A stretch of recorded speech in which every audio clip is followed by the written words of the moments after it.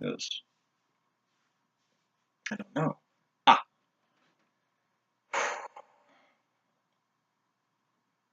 She didn't tell him she was coming over. This made her nervous. There could be someone else there. God, what if there was? Knowing him, he would invite her to join in.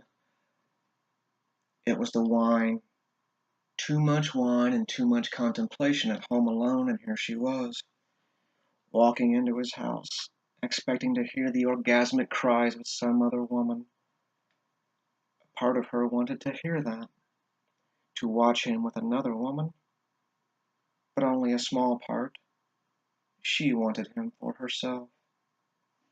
Silence and darkness greeted her as she went through the house into his bedroom. The window was open and the moon was shining in on him as he slept. What did he call this moon? Cat's eye moon. When you look at the sky, it looks like a cat is staring at you. A good witch moon full of power, he had told her. God, what in the hell was she doing here? She pulled the sweatshirt over her head and let it fall to the floor. There was no longer a pause.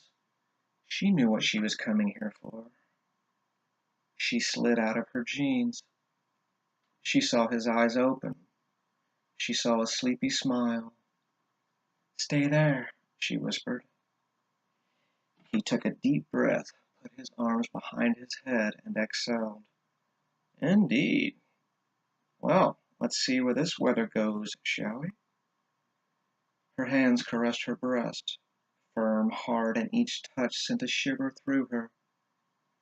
Pull the sheet back, she whispered. He did as he was told. She crawled onto the bed, and then on top of him.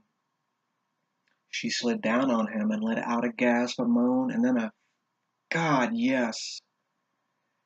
She couldn't grind deep enough into him. His stomach pushed against her, and that made her grind more. She couldn't stop. She ground harder. He kept with her rhythm, grinding just as hard as she did at the right places. Fingers gripping his chest, she squeezed, claws digging into his skin.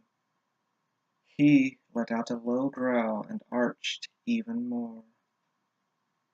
It lasts forever, and she cries out as she keeps coming, feeling his pulse inside of her, as he feels the same.